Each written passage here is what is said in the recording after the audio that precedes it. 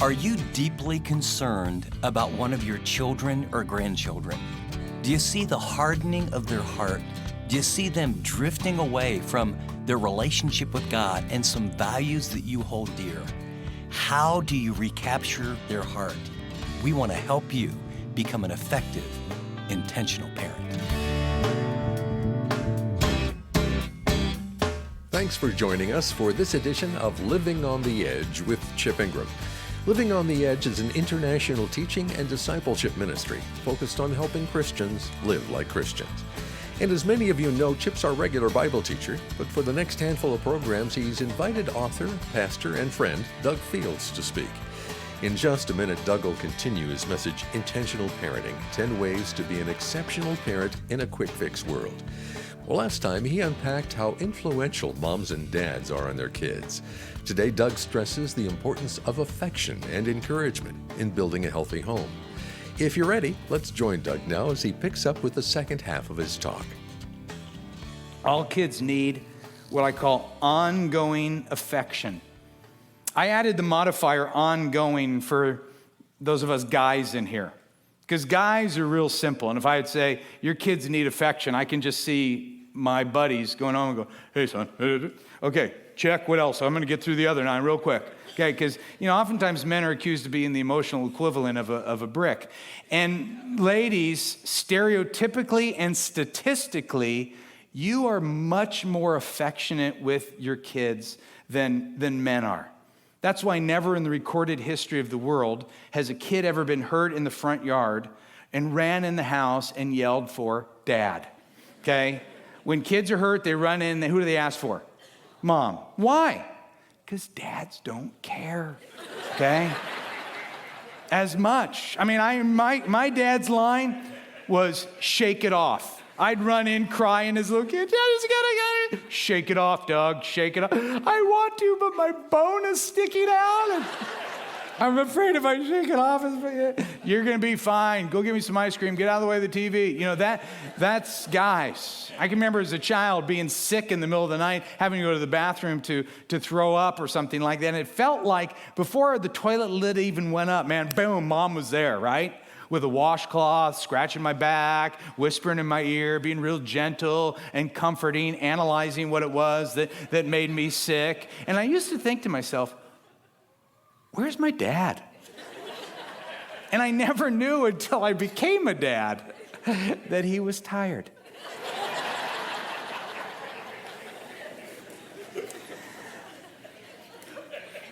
Men, affection is something emotionally healthy kids have in common. And it's not just a male issue. Ladies, affection is something emotionally healthy kids have in common. And healthy kids have been given a lot of affection. From the time that we were born, social scientists refer to this as skin hunger. And what that means is that we need a touch. We need affection. And that affection must be fed consistently and appropriately. Because if it is not fed consistently and appropriately, what's going to happen is we're going to settle for inappropriate affection and actually become emotionally distant from our parents. So guys, if you can't figure out how to express your emotion properly, let me just tell you, your kids are going to suffer. An unaffectionate father, and this isn't Doug's opinion, okay, this is research. An unaffectionate father will produce boys who don't know how to express themselves emotionally, or girls who will express themselves sexually. Most promiscuous teenager girls have emotionally, not all, everybody, I'm not saying this 100% of the time, but most have emotionally absent dads or physically absent dads. That the dad might actually be there, but there's no affection lights cooking anywhere. And I understand there's hurdles to this. I've talked to enough parents over the years, and I can hear what some of you are thinking. Doug, affection wasn't modeled to me as I was growing up, or, I'm just not a touchy-feely type person. It's not my personality, or I've had bad experiences with misguided affection to me. Here's my response. I am so sorry. I am so sorry there are hurdles in your life. But as a parent, you have to face your hurdles. You have to identify them, and you got to figure out a way to get over them, because if not, you're going to wound your kids. It may require some counseling. It may require some intervention into your life, but something may need to change, or your kids are going to suffer because of that. Hey, I didn't get a lot of affection. I grew up in the era where my parents were not really affectionate with me. So I had to rewrite the script. I had to write a new script that when I became a parent, I was going to be a hugger on steroids. And that's what I am and have been with my kids. I'm hugging, I'm holding, I'm wrestling, I'm cuddling, I'm goosing. I'm doing whatever I need to so they sense that affection. Parents, you got to pour it on. You got to pour it on. Those of you with preteens or teenagers, and some of you don't have it yet, it's coming your way. Those of you with little kids, your kids want to hug you. They run in the house and they want to hug you. They hit a certain age, they don't run in the house, they walk in the house with a little bit of attitude, and they don't come running after you to hug. They see you and they roll their eyes and walk the other way, okay? And that's when you need to pour it on. You need to get close to them. You need to be affectionate with them. And here's what they're going to say. You're weird and embarrassing to me, which is the most ironic statement in the world, that you're weird and embarrassing, because you want to say, really? I'm weird and embarrassing? And you wear a Justin Bieber backpack to school, okay? And posted 75 selfies of yourself, but I'm weird and embarrassing. See, that stage of life is when they need it the most. But here's what parents do. They become passive aggressive and they go, well, my kid doesn't want to hug me, so I'm not going to hug them. If that's you, you need to grow up. Amen. You need to be the parent, all right? They need that affection, because if you push those connections away, you're going to push them away. And again, kids that don't get appropriate affection will seek it out in inappropriate ways. And our culture has a lot of opportunities for them. I love this passage in the book of Romans. It's just so clear and concise. Romans 12:10. Love each other with what? Genuine affection. That would change everything. And take delight in honoring each other. Parents, practice this week. Pour it on. Go home and give it a try. Put your arms around your kids. Sit next to them. Wrap your leg around. Do whatever if you struggle with this, trip and fall on them. Start somewhere, okay, so that they get some of that affection. That's what in all of the stuff that I'm going to talk about, start somewhere, that something is better than nothing. Does that make sense? All right. The third thing all kids need from caring adults is they need encouraging words. If your child is breathing, he or she needs encouragement. Encouragement is one of the deepest cravings of our soul. And I have never met anybody in my entire life who's like, stop it. Really, I can't take any more encouragement. I'm going to explode. Do not encourage. No, nobody does that. Encouragement is like food for our soul, and the people around you are starving. They need that fuel. And by the way, those of you that are older, your kids have not outgrown this. Okay, I'm just letting you know. They might not live with you anymore. They might not even be in the same state as you, but they haven't outgrown it. It's 2 years ago this month that my mom passed away. As she was dying in hospice, we had about a 3-week season where we were together every single day. I knew she was dying. It was just a matter of which day. I'm in my 50s, and you know what I wanted my mom to say? I love you, Doug. I'm proud of you, Doug. It's been a pleasure to be your mom, Doug. You're the best, Doug. I'm so sorry I passed on that receding hairline. I wanted her to say that your kids do not outgrow it. Words are powerful, and when they're pointed and positive, we remember them. We also remember words that are sharp and scarring. Take a look at what it says in Proverbs 12, verse 18. Thoughtless words cut deeply like a thrusting sword. What a word picture that is. But the speech of the wise is a healing balm. Hey, we all know that to be true, right?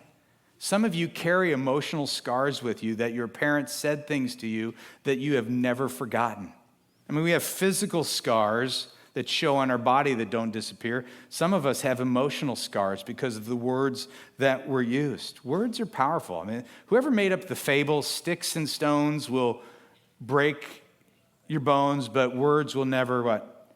Hurt me? That person's an idiot, okay? It's just not true. I'd rather be hit with a stick, all right? Because words hurt. I actually, doing some research for a book I'm writing, read something that says, some medical study explaining that our brain processes emotional pain and physical pain in much the same way. Physical pain and emotional pain. So that's meaning this, that words can actually literally hurt one's body because our brain perceives such little difference. Okay? So yes, physical hurt leaves scars, but so do words as well. And in addition to wounding, here's what words do. Words have the ability to shape a kid's life for the positive or the negative. And some of you parents, when you're introducing your child or talking about your kid, you add modifiers, and you don't think they're negative modifiers. You think they're descriptive modifiers, but they're actually negative modifiers. I see it standing at the door. This is my daughter, Jill. She's shy. As Jill cowers behind mom's legs because Jill has been introduced 1,000,000 times that way, and Jill has become what her mom has prophesied her to become. Are you tracking with me? Or this is my son, Carlos. He's a wild child. As Carlos lets out an evil laugh and lights a palm tree on fire, okay? Words are powerful, and they can either build confidence or they can destroy hope. And parents, you get to decide which. So let's go really, really practical. Let me help you be more encouraging. How do you do this? Well, one, when you see it, say it. Say it positive. When you see something positive, say it. Catch them doing things right instead of always catching them doing things wrong. I'm not saying you never say what they're doing wrong. I'm just saying if you were to put a microphone in the average house, all you hear is, would you put the backpack by the back door? I tell you that every single, get the cleats off the pool table. How many times do I tell you, get the cat out of the microwave? You know, we're always on kids about stuff. Now, by show of hands, how many of you would rather be around people who like you than criticize you? Let me see. Let me just curious. Yeah. Well, why would your kids be any different? If you're constantly on their case about stuff, you're conditioning them to avoid you. They want to be around people who actually like them. So what if you switch things around? Yes, instruct them in what they need to do, but also catch them doing things right. Buddy, you put the toilet seat down. That is so great. Here's some licorice and a Mountain Dew. You know, let's throw a party. You know, catch them doing things right. Here's what I'm getting at. I want you to imagine your kid with a tattoo on their forehead. Okay?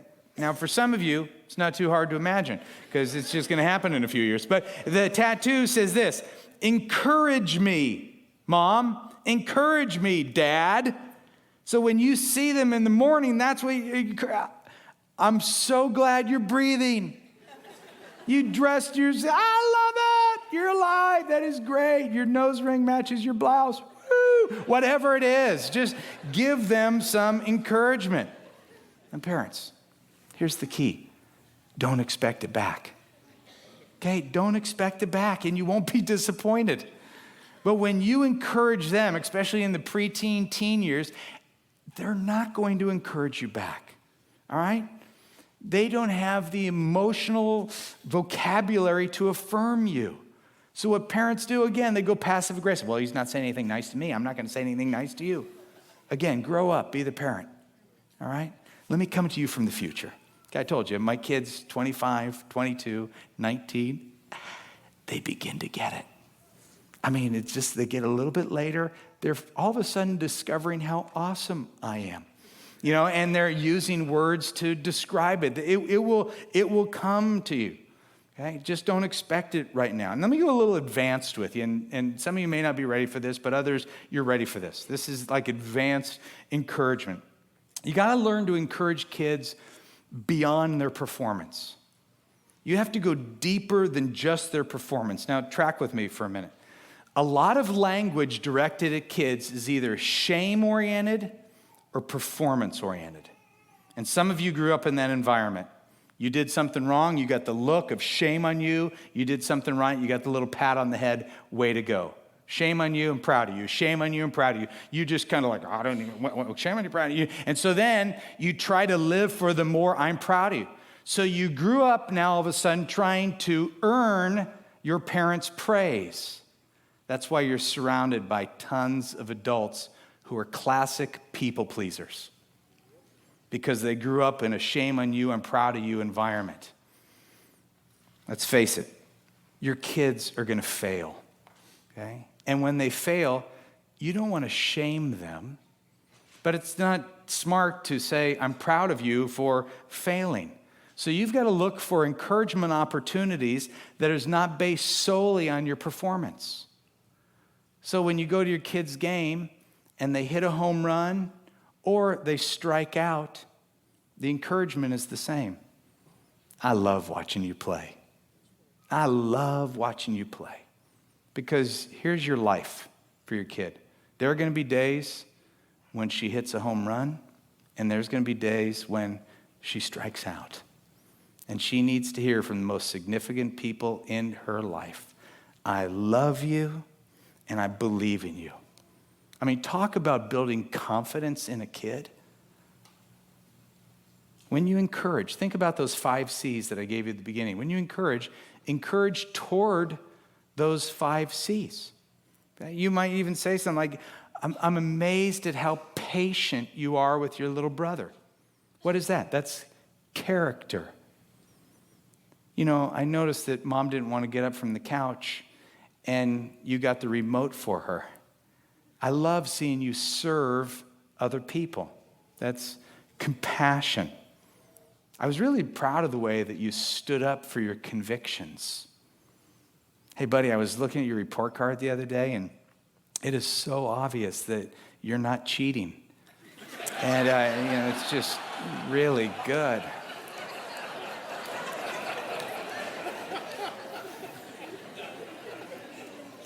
Words are powerful. The Bible says in Proverbs 12, verse 6, the words of the wicked are like a murderous ambush. I love this. But the words of the godly save lives. The reason we have a difficult time using good words for people is because those good words originate in one's heart. Good words actually come from a good heart. That's what Jesus said. In Matthew 12:35, Jesus said, a good person produces good words from what? A good heart. And an evil person produces evil words from an evil heart. Careless words are careful words. Jesus says they're birthed within our heart. That's why everything in all relationships goes back to the heart. I'll tell you my story. When Jesus really transformed my heart, my parenting changed. Because if I'm really honest with you, as a parent, I wasn't ready to face my the ugliness of my selfishness. I thought that when I got married that I was dealing with my selfishness, but marriage is nothing compared to the selfishness that I feel of parenting. Because as a parent, you're always on. I mean, kids don't leave you alone. There's just, and I'm honestly, my heart was not strong enough to love my kids the way they needed to be loved. So I had to ask Jesus, I had to beg Jesus to change my heart. And when he changed my heart, my parenting changed. And here's the deal, there's no technique, there's no plan, there's no relationship strategy that really matters at all if you miss how God views us. Okay? None of this works if you don't understand how God sees us. In Ephesians 5:1, it says, "Follow God's example, therefore," read the rest with me, "as dearly loved children." As dearly loved children. It doesn't say follow God's examples as the one God tolerates. Follow God's examples as the ones God is mostly disappointed with. No, it says follow God's examples as dearly loved children. See, I think what I have for you is really helpful. I'm really excited to help many of you parents. I think it's practical and helpful. But if you miss this core truth, none of it really matters. See, the best help is going to come up short because what happens is you wind up parenting from a wounded heart. You wind up parenting from a broken heart. You wind up parenting from a wrong identity. But when people know that they are dearly loved, they're capable of loving dearly. When you know that you are dearly loved as God's child, you are capable of dearly loving. And that's our dream for this community of people that we call a church, that we would go through life knowing that we are dearly loved. I have the total audacity to believe that your parenting can be helped. Your children can be changed, and they can make a difference in this world. You're listening to Living on the Edge with Chip Ingram. Doug Fields has been our guest teacher for this program, Belief, Affection, and Encouragement, which is from his series, Intentional Parenting. He and Chip will join us in just a minute to share their application for this message. Well, like a well-constructed building, good parenting requires hard work and a well-thought-out plan. In this series, Doug shares 10 ways moms and dads can better engage their kids in areas where parents have traditionally struggled. Learn more about a parent's sacred responsibility to care for, love, and direct their sons and daughters. For more information about this series or our resources, visit livingontheedge.org or call us at 888-333-6003.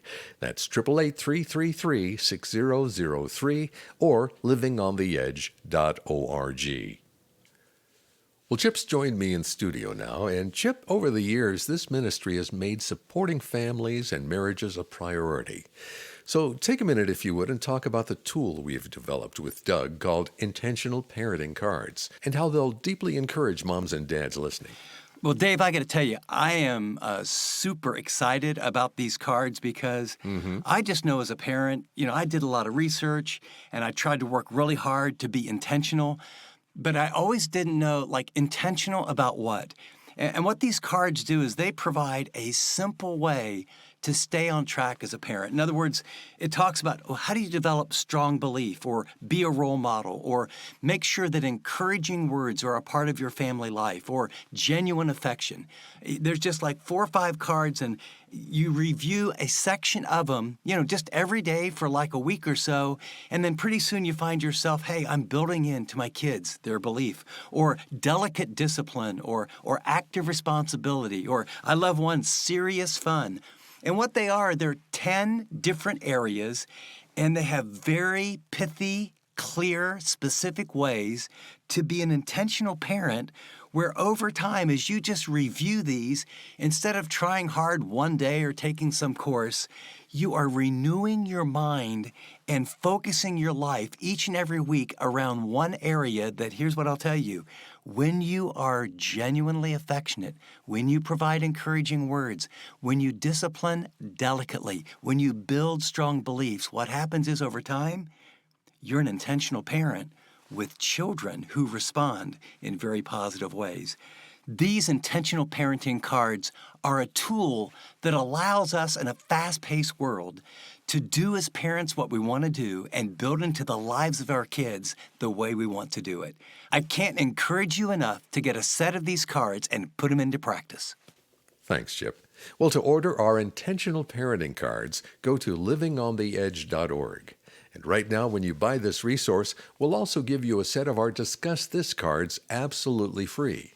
These tools will help you better engage your kids and build meaningful relationships with them. So to get your hands on our intentional parenting and Discuss This cards, visit livingontheedge.org or call 888-333-6003. App listeners, tap special offers. Now with some application for this message, here's Chip and our guest teacher, Doug Fields. Doug, thanks so much for your message today. And boy, oh boy, kids desperately need encouragement. They crave it like you talked about. There's such power in words. And I'm just kind of visualizing that parent after hearing this message like I just did and thinking, okay, now could you just give me a couple tips just for today about how to catch my kids doing things right?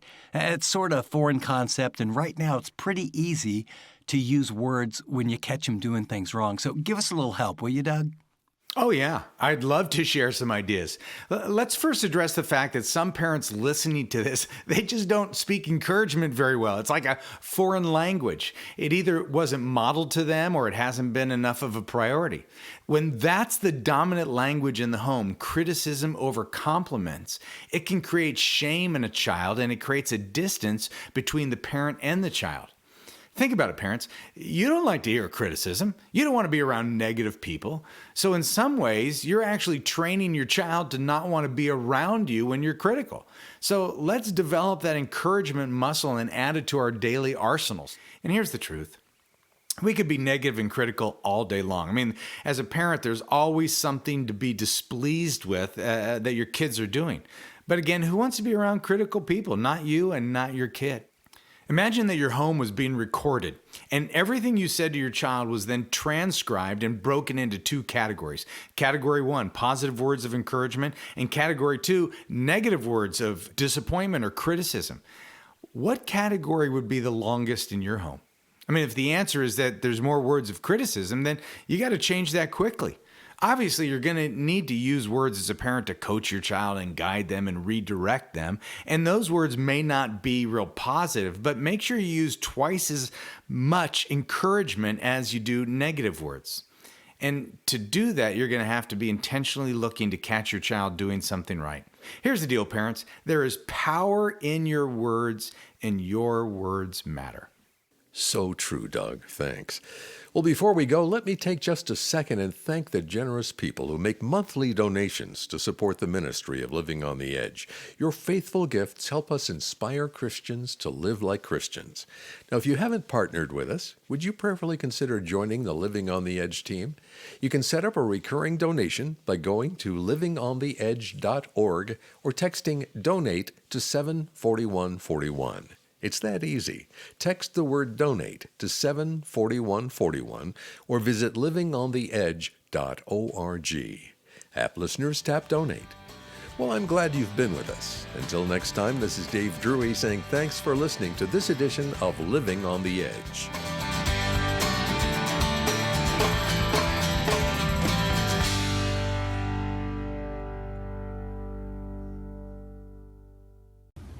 Thanks so much for watching this video. If you'd like to watch more content like this, click and subscribe here to our channel. And by the way, if you'd like to know more about Living on the Edge, find out about more resources, maybe get on the mailing list, go to livingontheedge.org. See you next time.